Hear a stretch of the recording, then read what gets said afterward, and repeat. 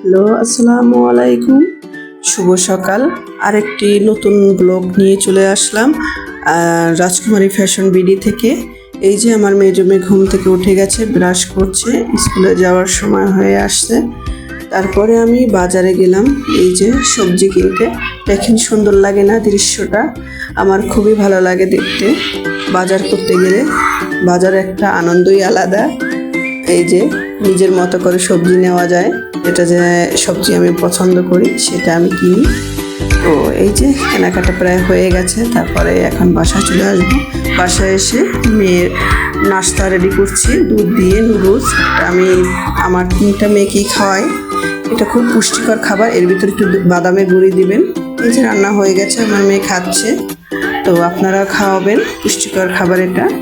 তারপর আমি রান্নায় গেলাম। এই যে রাইস কুকারে ভাত বসিয়ে দিলাম। তো তরকারি রান্না করব, ডাল বসিয়ে দিলাম। এই যে ব্লক উঠেছে, এখন আদা রসুন দিলাম। আস্তে আস্তে মশলা সবই অল্প অল্প করে দিয়ে দেব। তো এই যে মরিচ দিলাম সামান্য, একটু হলুদ, একটু জিরে। তারপরে সেদ্ধ হতে থাক, ততক্ষণে আমি অন্য কাজ করতে পারবো।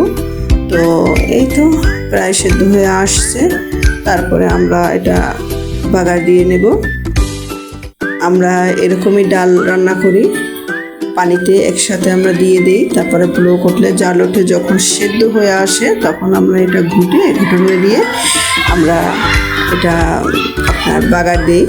তো আমাদের বরিশাল এলাকায় এরকম রান্না করে না, তারা ডালটা আগে সেদ্ধ করে তারপরে পানি দেয়। এই যে ডালটা আমি ঘুটুনি দিয়ে ঘুটছি, ওটা হয়ে গেছে।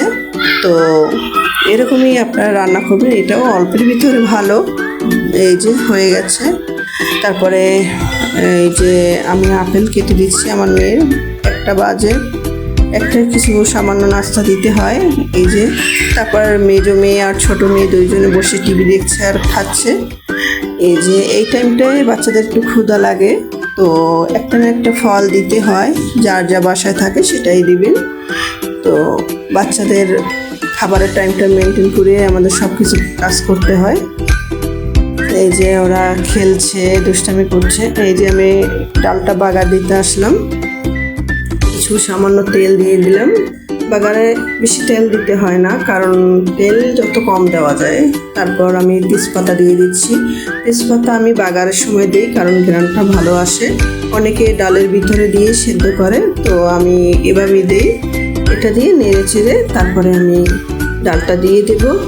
এই যে পেঁয়াজ একটু লাল হয়ে আসলে, পেঁয়াজ রসুন, তারপর আমি ডালটা দিয়ে দিব। তো আপনারা এরকম এই তেজপাতা দিয়ে দিবেন বাগারের সময়, ঘ্রাণটা ভালো আসবে।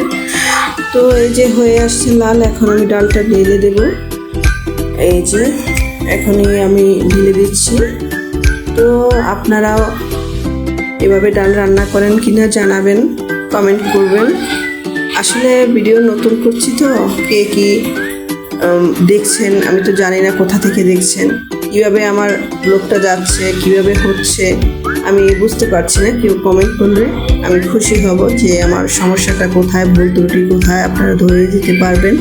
তো আমাকে জানাবেন যে আমার রান্নায় কোনো ভুল ত্রুটি আছে কিনা, একটু ধরিয়ে দেবেন। তাতে কোনো সমস্যা নাই, মানুষের ভুল ত্রুটি হতেই পারে। এই যে আমি এখন এই পটল ভাজি করবো, এর জন্য মশলা দিয়ে নিচ্ছি। কাঁচামরিচ পেঁয়াজ ভেজে মশলা দিয়ে দিচ্ছি, সামান্য একটু মরিচ, হলুদ। আমি ভাজির সময় ভাজিতে একটু মরিচের গুঁড়া দিই, অনেকে দেয় না, কাঁচামরিচ দিয়ে ভেজে সাদা সাদা খায়।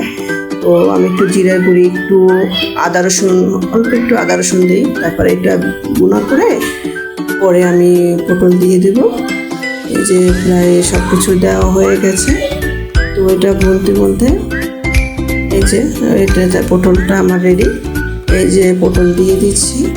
আমি এভাবেই পটল ভাজি খাই, আমার অনেক স্বাদ লাগে এভাবে। আপনারা ভেজে খাবেন, হয়তো আপনারা অন্যভাবে ভাজি করেন বা চাক ভাজি করেন। আমরা চাক ভাজি খাই না, আমরা এভাবে কুচি করে ভাজি করে খাই। তো আপনারা কীভাবে খান তো জানি না, কমেন্ট করে জানাবেন আপনারা কীভাবে খান। এই যে আমার প্রায় সিদ্ধ হয়ে এসেছে, আর একটু জাল হবে, আর একটু জাল হলে ফাইনাল লুক এসে যাবে। তো এই যে সেদ্ধ হয়ে আসছে, এখন আমাদের ফাইনাল লুক এই যে হয়ে আসছে। নিচে একটু পোড়া পোড়া হবে, ঘ্রাণটা ভালো আসবে। তারপরে আমি মরমা মাছ রান্না করবো। আমাদের বরিশালে এলাকায় এটা মরমা মাছ বলে। তো আমি এটা তেল দিয়ে ভাজি করে নিচ্ছি মাছটা হালকা। অনেকে এই মাছগুলো, নরম মাছগুলো ভাজি করে না, আমি হালকা ভাজি করি। সব মাছ ভাজি করে খেলে ভালো লাগে। তো এই তো আমার ভাজি করছি, মাছ উল্টে পাল্টে দেবো কিছুক্ষণ পর। তো সব দিয়ে নিই এক এক করে। এই যে দেওয়া হয়ে গেছে, এখন আস্তে আস্তে করে ভাজি করে তারপরে উল্টে দেবো। আমি উল্টে দিই, এই যে। তো এভাবে ভাজি করে এই যে উল্টে দিলাম, উল্টে এখন উঠিয়ে নেব। উঠিয়ে তারপরে মশলা বুনিয়ে সবজি দেব। আলু দিয়ে রান্না করব আজকের। আলু বাচ্চাদের জন্য দিতেই হয়, তাদের জন্য প্রত্যেক দিনই আমার আলু রাখতে হয়। আলু ছাড়া কেউ কিছু বোঝে না, এত স্বাদ আলুতে। এই যে আমি পেঁয়াজ মরিচ ভেজে নিয়েছি, পরিমাণ মতো তেল দিয়ে আদা রসুন দিচ্ছি। তারপর মশলা এক এক করে সব দিয়ে দেবো। আগে আদা রসুনটা ভেজে নিই। তো এভাবেই করে আমরা ভাজি করে তারপরে পানি দিয়ে বুনতে হয়। এই যে আমি বুনছি, তারপরে একটু পানি দিয়ে দিচ্ছি। তারপরে মশলা এক এক করে সব দিয়ে দেব। হলুদ মরিচ লবণ পরিমাণ মতো দিয়ে দেব। আপনারা আপনাদের পরিমাণ মতো দিয়ে নেবেন, তাহলে আপনাদের মতো স্বাদটা লাগবে। শুধু প্রসেসটা হয়তো একটু ভিন্ন রকমের হয়। পরিমাণ হচ্ছে নিজের কাছে, আমি কীরকম খাই, কীভাবে পরিমাণ মতো দিতে হবে, এটা হচ্ছে নিজের কাছে। আপনি কীরকম খাবেন সম্পূর্ণ আপনার নিজের উপর। এই যে পরিমাণ মতো লবণ দিয়ে দিলাম। এটা ভালো করে কষাতে হবে, বুনতে হবে। বুনে তারপরে হচ্ছে আপনার এই আলু দেব। আলু দিয়ে এটা কষাতে হবে আরও। এই যে বুনছি। তারপরে যখন মরিচটা ভাজা ভাজা হয়ে যাবে তখন আলু ঢেলে দেব। আলুটা একটু বুনতে হবে। আলু বুনে পানি দিয়ে দেব, মাছ দিয়ে দেব। তো এই তো আস্তে আস্তে বুনতে তো সময় লাগে, এর জন্য হয়তো সময়টা বেশি লাগে। এই যে আমার বোনা হয়ে গেছে। তারপরে এখন আমি পানি দিয়ে মাছ দিয়ে দেব। এই যে তেল বেরিয়ে এসেছে। তেল বেরিয়ে আসলে বোঝা যাবে যে আপনার তরকারিটা পারফেক্ট বোনা হয়েছে কিনা, তাহলে স্বাদটাও অন্যরকম লাগে। এই যে পানি দিয়ে মাছ দিয়ে দিয়েছি। এই যে এক এক করে ঢেকে। এই যে আমার ফাইনাল লুক এসে গেছে। তো আপনারা কীভাবে রান্না করেন তো জানি না। সবাই ভালো থাকবেন, সুস্থ থাকবেন।